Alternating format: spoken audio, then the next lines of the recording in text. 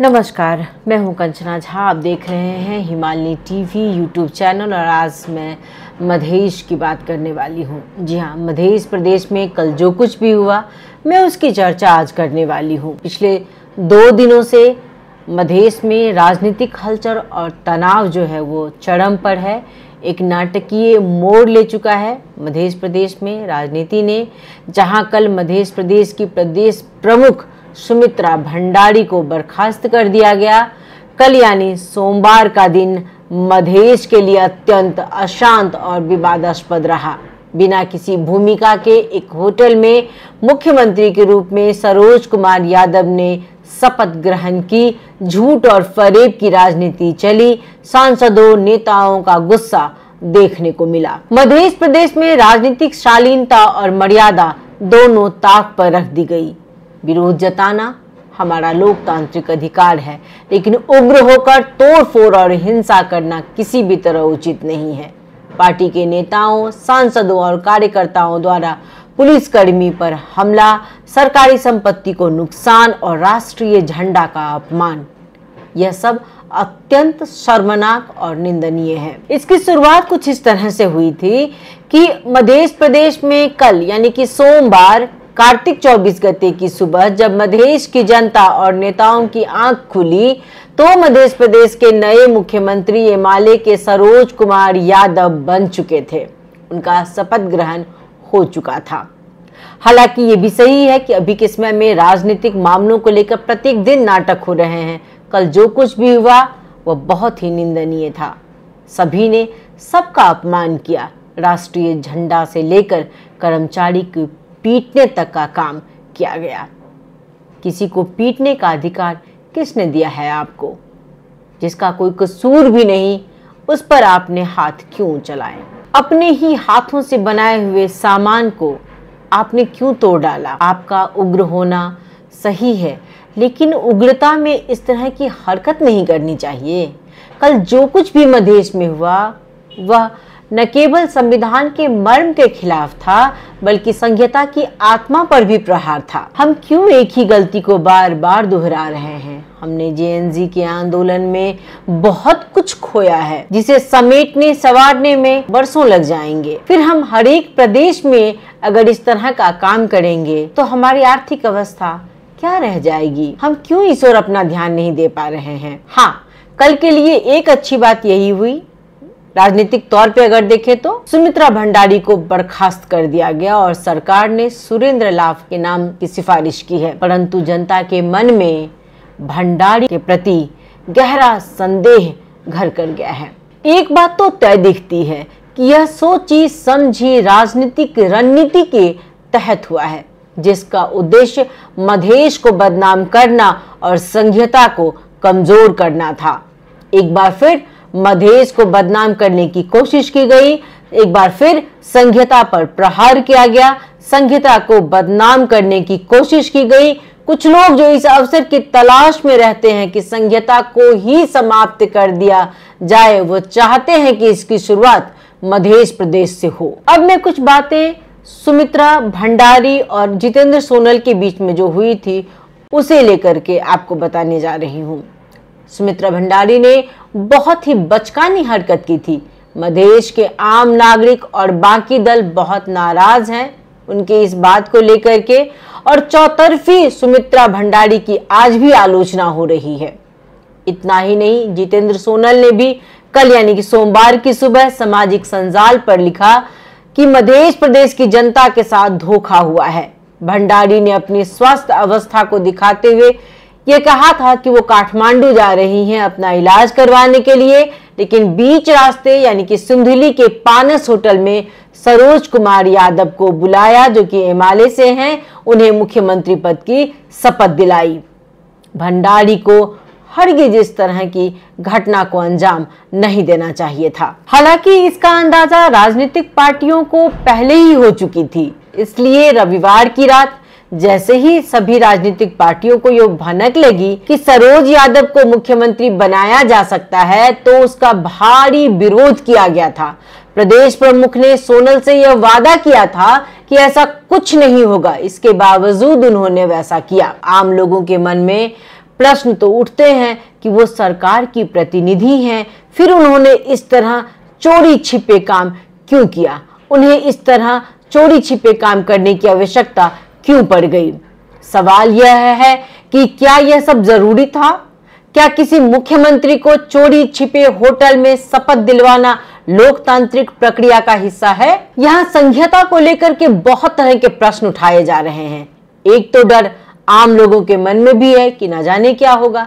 जनकपुर अभी पूरी तरह से अशांत है।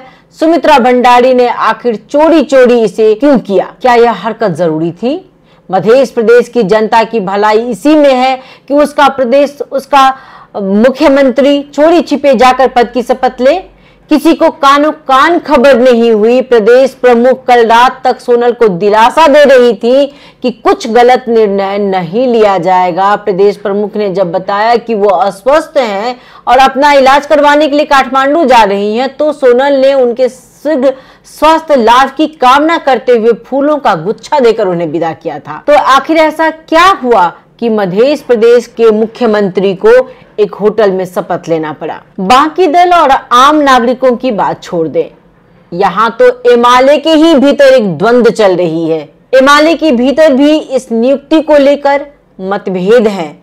उनके इस काम के प्रति एमएलए के ही प्रदेश सभा प्रमुख सचेतक हरिनारायण महतो ने इसे असंवैधानिक और जल्दबाजी में उठाया गया कदम बताते हुए इस पर अपनी असहमति जताई है। प्रमुख सचेतक महतो के अनुसार संविधान की धारा 168 के उपधारा 2 के अनुसार सरकार गठन करने की आवश्यकता होते हुए भी धारा 3 अनुसार मुख्यमंत्री नियुक्ति किया जाना बिल्कुल गलत है। संविधान में स्पष्ट रूप से कहा गया है कि धारा 168(2) अंतर्गत बहुमत प्राप्त करने वाले सांसद के नेतृत्व में सरकार बनाई जाएगी। महतो ने कहा, लेकिन उस संभावना को अनदेखा करते हुए बिना परीक्षण की धारा 168(3) के अनुसार सबसे बड़े दल के नेता के हैसियत में सरकार गठन करना संविधान के मर्म विपरीत है। उनका कहना यह भी कि प्रदेश में अभी ऐसी कोई अवस्था नहीं थी जिसके तहत धारा 3 के अंतर्गत सरकार गठन के लिए बाध्य होना पड़े। उन्होंने यह भी कहा कि देश अभी असहज अवस्था में है। ऐसी अवस्था में प्रदेश प्रमुख का इतने संवेदनशील विषय में जल्दबाजी से इस तरह का निर्णय नहीं लेना चाहिए था। अब आम लोग क्या कह रहे हैं? उनका कहना है कि सबसे पहले तो रहबर अंसारी ने जो नौटंकी की उसका मतलब कल जाकर पता चला। उसकी नौटंकी रंग लाई। उसके बाद का काम सभामुख ने पूरा कर दिया। सोनल के बार बार समय मांगने पर भी वो राजी नहीं हुई। अंततः उन्हें इस्तीफा देना पड़ा। सुमित्रा भंडारी के काम को देखकर उनके बारे में लोगों ने कहा है कि ऐसा लगता है कि वो इसी अवसर की तलाश में थी। उन्हें अगर मुख्यमंत्री एमएलए का ही चाहिए था तो वो शनिवार को ही चुन लेती।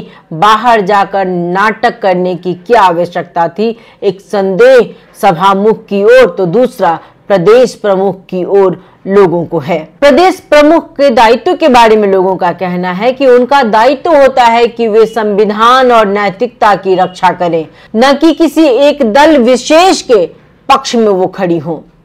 उनका यह कदम दर्शाता है कि उन्होंने अपनी संवैधानिक भूमिका से अधिक दलीय हितों को प्राथमिकता दी है। अब यह प्रश्न उठता है कि क्या उन पर किसी तरह का दबाव था या यह कदम व्यक्तिगत महत्वाकांक्षा के कारण उठाया गया? आम लोगों का कहना है कि इन सब से इतर इस ओर भी ध्यान जाना जरूरी है कि क्यों जितेंद्र सोनल को विश्वास मत नहीं मिला। उनका कहना कि कल जो कुछ भी हुआ उसके बाद ये सोचना बहुत जरूरी है कि जितेंद्र सोनल को आखिर क्यों विश्वास का मत नहीं मिला। हम चाहे कितना भी कुछ क्यों ना कर ले, क्या कह लें, कहीं ना कहीं हमारी अपनी ही कमजोरी है। सोनल ने सभी को मिलाया, सभी ने साथ देने का वादा किया, तो आखिर ऐन वक्त पर लोग क्यों मुकरे अपने वादे से? कोई माने या नहीं माने, लेकिन सच्चाई यही है कि नेताओं को बदलते देर नहीं लगती। कहीं ना कहीं सोनल के साथ भी धोखेबाजी हुई है, कहीं ना कहीं उनके साथ भी लोगों ने विश्वासघात किया है।